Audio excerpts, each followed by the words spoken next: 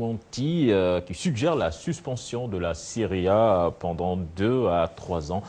Une sortie fracassante donc du successeur de Silvio Berlusconi dans un pays où le football est quasiment une deuxième religion, Mame Fatou. Tout à fait. Affaire donc à suivre. Merci, cher Tidiane Diao. Le focus du jour à présent.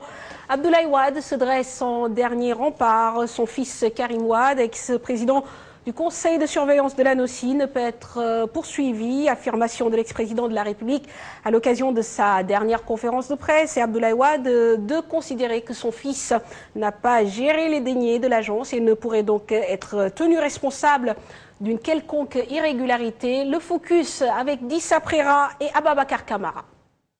L'ex-président du conseil de surveillance de l'ANOCI peut-il être poursuivi par la justice sénégalaise? La question mérite d'être bien posée au regard de la dernière sortie de Abdoulaye Wade. L'ANOCI, lui, Karim, est président du conseil de surveillance. Il n'est pas gérant, il y a un gérant. Il y a un gestionnaire qui manipule les fonds, les reçoit et les dépense. C'est M. Abdoulaye Baldé. Est-ce que vous n'entendez jamais parler de lui? Non. Le président, le conseil de surveillance, il ne fait que surveiller. Et dans le conseil de surveillance, il y a des journalistes. Est-ce qu'il peut, d'abord, il n'a aucune possibilité de détourner de l'argent qu'il ne contrôle pas. Ensuite, je pense que les journalistes, qui sont dans le conseil de surveillance, ne le laisseraient pas faire. Ou alors, ils sont des complices. Alors, il faut qu'on s'entende. C'est pour vous dire que, je sais, comme disait l'autre, il y a le délit de fils de chef d'État. Ça, c'est comme l'enrichissement illicite. Vous êtes présumé être coupable si vous êtes le fils d'un chef d'État. La loi sénégalaise est sans équivoque. Toute personne soupçonnée de détournement ou de complicité de détournement dans le cadre de la gestion des affaires publiques peut être poursuivi par le procureur de la République. Il faut noter que toute personne à qui on peut imputer un fait prévu par la loi, préalablement la loi a indiqué dans son code pénal ou dans des lois particulières que tel comportement est une infraction. Si on peut trouver des indices, des charges qui pourraient impliquer, faire peser sur cette personne un soupçon, ou si une autre personne a aidé, a assisté, a donné des instructions, elle devait faire l'objet de poursuites. La fonction qu'on exerce importe peu, qu'on soit directeur, qu'on soit président-directeur, peu importe. Ce qui compte beaucoup, c'est l'acte qui a été commis. C'est lorsqu'on peut relever, encore une fois, je le répète, des charges qui pourraient aider à la constitution de l'infraction que l'on peut désigner telle personne comme étant l'auteur ou désigner telle personne comme étant complice. Mais dans le cas de la loi sur l'enrichissement illicite réactivée tout dernièrement, c'est un procureur spécial qui est le maître des poursuites. L'actualité nous fait parler de la loi de 1993, l'enrichissement illicite. À chaque fois qu'il y a des fonds de nature publique qui touchent donc l'État, qui touchent les biens publics, à chaque fois qu'on a du mal à dire que tel enrichissement a une origine justifiée, à la suite d'une enquête préliminaire organisée par un procureur spécial, ce n'est pas le procureur de la République. J'en profite pour informer que les poursuites de façon générale sont conduites par un procureur de la République, mais dans le cas de la loi sur l'enrichissement illicite, c'est un procureur spécial qui pourrait être le directeur de ces poursuites. Pourquoi pas? On ne peut pas poursuivre telle personne qui serait impliquée. La question semble bien tranchée. Au Sénégal, aucune infraction pénale ne peut se soustraire à la loi, mais aussi aucune personne n'est au-dessus de la loi, fût-il un président de la République. Pour discuter de la question, justement, nous avons le plaisir de recevoir sur ce plateau Ali Fall, avocat à la Cour. Alors d'abord, une première question. Est-ce qu'Abdoulaye Wade est dans son rôle en tant qu'ancien président de défendre une autre personnalité de l'État, si proche soit-il de cette personnalité? Si on s'arrête uniquement du point de vue de la loi, rien ne le lui interdit. Mais si on va au niveau de la morale républicaine, il est clair qu'au regard des fonctions qu'il a exercées, je pense que le silence aurait été plus indiqué.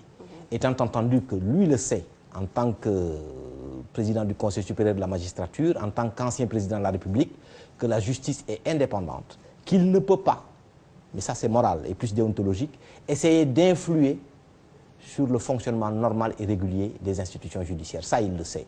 Donc c'est, je pense, d'un point de vue politique qu'il essaie de brouiller les cartes, mais il sait que la justice, une fois qu'elle sera partie, marchera de façon sereine et en respectant les droits de chacun. Tout à fait. Désormais, la nuance est quand même introduite. Le président Abdoulaye Wade évoque une posture, une position, président de conseil d'administration.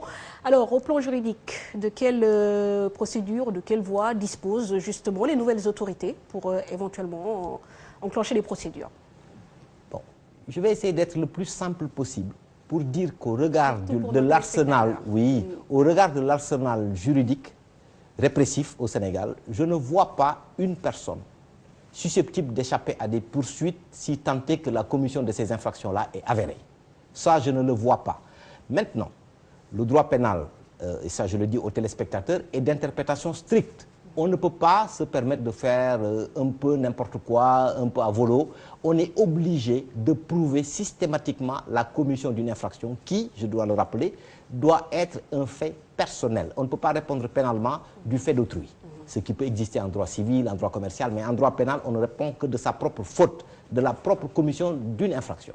Donc, partant, qu'on soit président d'un conseil d'administration, qu'on soit directeur général, qu'on soit dépositaire d'un mandat public, qu'il soit électif ou nominatif, on répond d'une infraction qu'on a personnellement commise. Donc les propos tenus par l'ancien président de la République l'engagent, il sait pourquoi il les a tenus, mais au regard strict des textes, personne ne peut échapper à des poursuites judiciaires, pénalement j'entends, si cette infraction a été bel et bien commise. Très bien, donc du coup, en fait, le fait peut-être de citer le nom de Abdoulaye Baldé n'enlève en rien la responsabilité de Karim Wade en tant que président de la NOCI.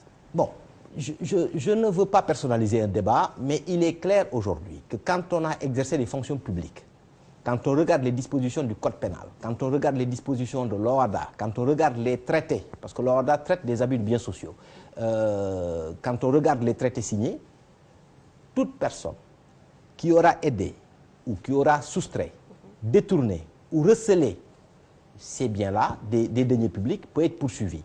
Toute personne qui aura fait une prise illégale d'intérêt peut être poursuivie.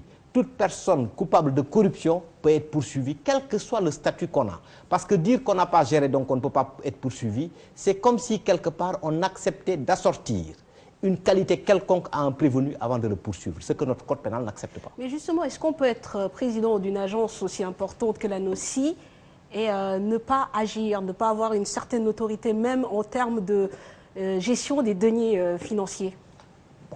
Il est possible qu'on ait une gestion saine d'une telle agence et de ses deniers. C'est possible. Moi, je ne présume de rien. Mais une chose est sûre, c'est que si à l'enclenchement de l'action publique, c'est-à-dire des poursuites judiciaires, il se révèle qu'il y a des infractions qui ont été commises, il est clair que cette action publique-là va regarder tous les coupables potentiels. Et le fait d'être président d'un conseil de surveillance ou d'administration n'enlève en rien la possibilité qu'on vous poursuive dès lors où il est possible que vous ayez aidé ou assisté, auquel cas on peut vous poursuivre comme complice, que vous ayez vous-même soustrait ou détourné des deniers publics, ou que vous les ayez recelés. Parce qu'on peut parfaitement dire que l'infraction a été commise par X, Y ou Z, qui est un simple agent dans cette agence-là, et qu'au final, les sommes poursuivies litigieuses, on les retrouve dans votre compte. Et à partir de ce moment-là, on peut parfaitement vous poursuivre en tant que receleur.